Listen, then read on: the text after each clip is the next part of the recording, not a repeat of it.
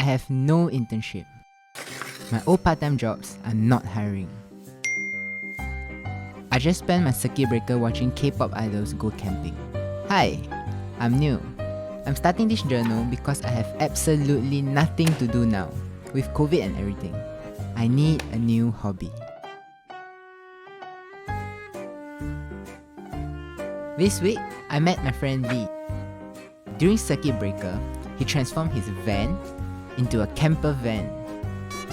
And he did all that with wood.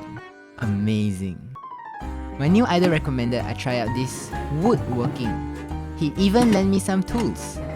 I'm quite a hands-on guy. I make coffee and videos. So I thought, why not? How hard could making some furniture be? There's just one problem though. I don't need new furniture at home. Unless I got my own room. After 23 years of sharing a room with my brother, I'm finally free. I'm moving into the study room. I can already imagine my new artisanal wood furniture. It'll be a space of calm and reflection. No more snoring. Growing up, I stayed with my brother. In army, I had bunkmates. In uni, I had roommates. Now, I finally have my own space to do whatever I want. But I better start renovating quickly before my brother wants me back. Ew. Okay, so I didn't know a small piece of wood would cost so much. Luckily, I have a lobang. My uncle works in the packing industry and he has industrial grade wood for me. But the catch is, it looks like scrap. Something you find in the rubbish dump. But my uncle told me you need tools to make it look decent. So, I bought some from Shopee and got to work. Or at least I tried to. I don't really know what I'm doing. All I have is a vision and a YouTube tutorial. I'm gonna build a Murphy bed. It's foldable, so I won't see it and feel like napping. My uncle said it's too difficult for my first project, but you know what?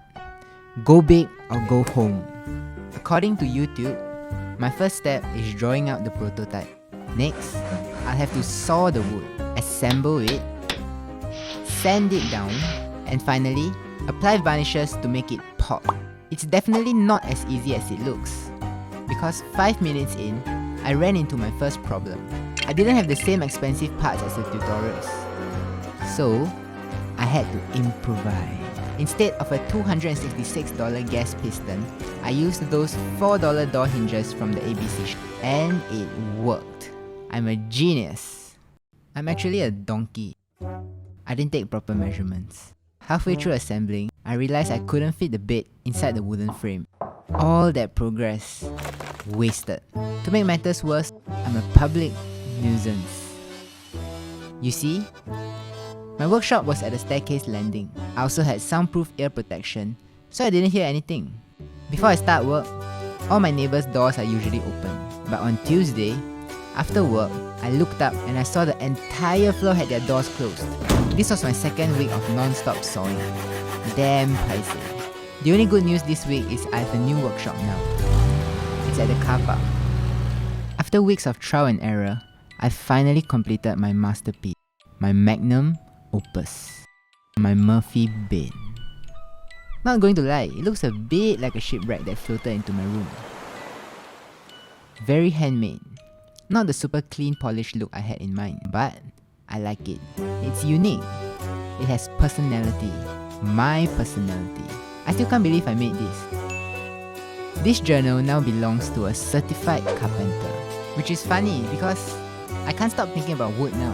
When I watch a YouTube podcast, I look at the sofa more than the host. Yesterday, I saw construction workers pruning a tree. Guess who has a 50-kilo tree trunk sitting at home now? I started this hobby because my hand itchy. But now, I have a passion. Here are tips from my life as a carpenter. Just do it. Stop hesitating. So what if it's intimidating? Mistakes are bound to happen either way. Trust yourself to fix them. Stop sacrificing the good for the perfect. Because who knows? The imperfections might be uniquely yours. I'm really glad I picked up this hobby. But this is just the start of my woodworking journey. Working on some drawers soon. Stay tuned for updates. Signing off. Liang.